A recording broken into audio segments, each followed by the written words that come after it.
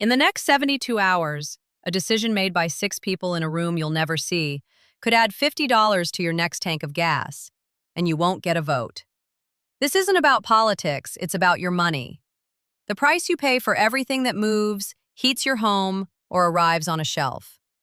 Right now, a single, narrow strip of salt water is holding the global economy hostage.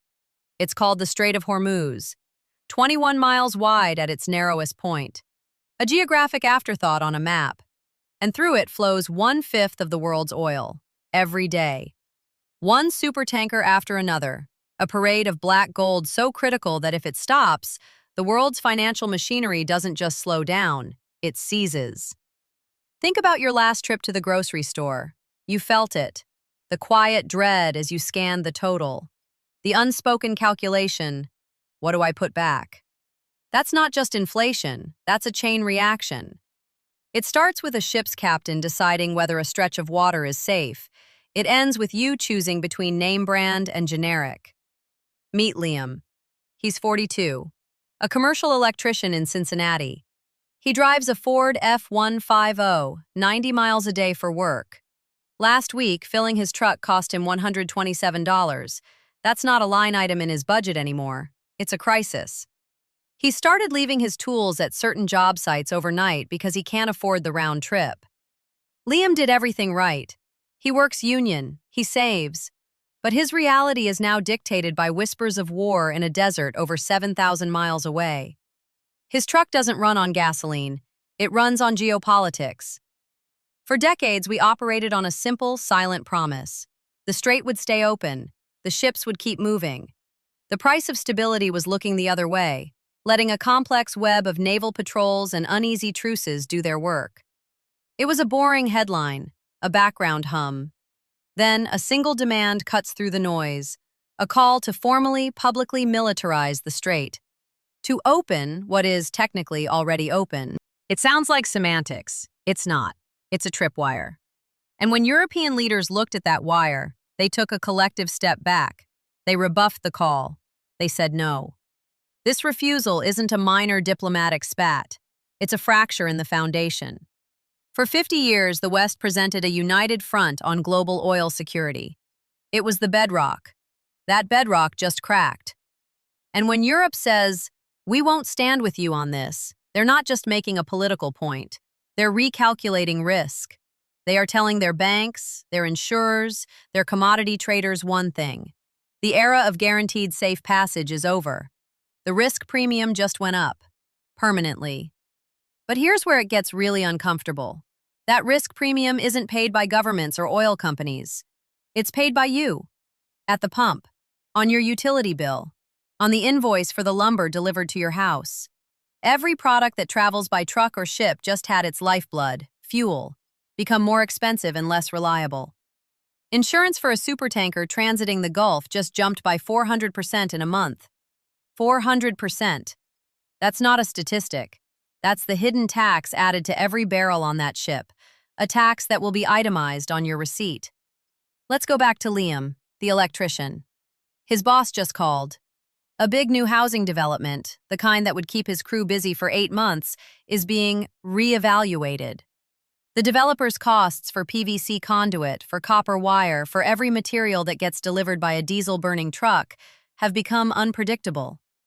The project is on ice. Liam's overtime, the money that pays for his daughter's braces, just vanished, not because of local zoning laws, because of a naval standoff in the Persian Gulf. His financial security is now directly wired to a choke point half a world away. This is the hidden mechanism. We talk about oil prices as a number on a screen. West Texas Intermediate, Brent crude. It's abstract, but that number is really a global fear gauge. And the single greatest input into that fear is the word interruption. Not shortage, interruption. The mere credible threat that the flow could stop.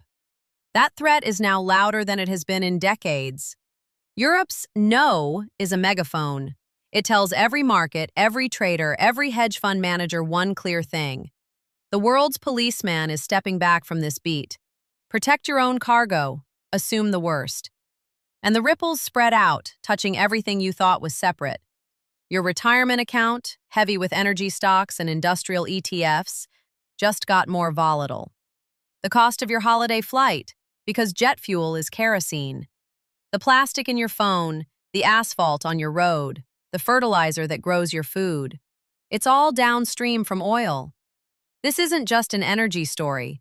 This is an everything story. We've seen this movie before. 1973, the Arab oil embargo. The trigger was different, a war. But the mechanism was identical, the deliberate constriction of supply through a strategic choke point. Lines at gas stations, rationing, stagflation, a decade of economic misery. People then thought it was a temporary crisis, a blip. It wasn't. It rewired the global economy and shattered the belief that cheap energy was a permanent right. What's happening now is the 2024 version of that awakening. The comfortable illusion of seamless global trade is dissolving. And then something changed. The world's financial immune system kicked in. Money started moving to different places. Currencies of countries far from any conflict, countries with their own resources, began to strengthen. The Swiss franc, the Singapore dollar, safe havens. This is capital voting with its feet. It's fleeing uncertainty. And when capital flees, it leaves behind higher interest rates, tighter loans, and a colder, more expensive economic climate for everyone else. Your mortgage refinancing just got harder. Your small business line of credit just got more expensive. Not because of the Federal Reserve, but because a pension fund in Oslo is moving its assets into something safer. So where is this going? If the current trajectory holds, the world in the next 6 to 18 months looks like this. A permanent layer of friction on the price of all physical goods. Not spikes, but a sustained, stubborn elevation. A new normal where $4 gasoline is considered good. Where supply chains, already fragile, build in new delays and costs just in case a key route becomes hostile. Where national budgets are drained by the need to fund independent naval missions, money that could have gone to healthcare or infrastructure. Where every geopolitical tremor sends a shockwave directly to your wallet. This is the real meaning of that diplomatic refusal. It's a signal flare. It tells us the old system of shared burden, of predictable security, is breaking down. We are entering an age of economic fragmentation, where blocks of countries will hoard their security, their resources, their stability. And in that world, you are not just a consumer, you are a cargo. Your livelihood, your plans, your sense of stability is what's being shipped through treacherous, uncertain waters. Liam is in his truck right now, listening to talk radio argue about the politics of it all. He doesn't care about the rhetoric. He cares about the gauge on his dashboard, ticking down toward empty. He cares about the next call from his boss. He is the human face of a global recalculation.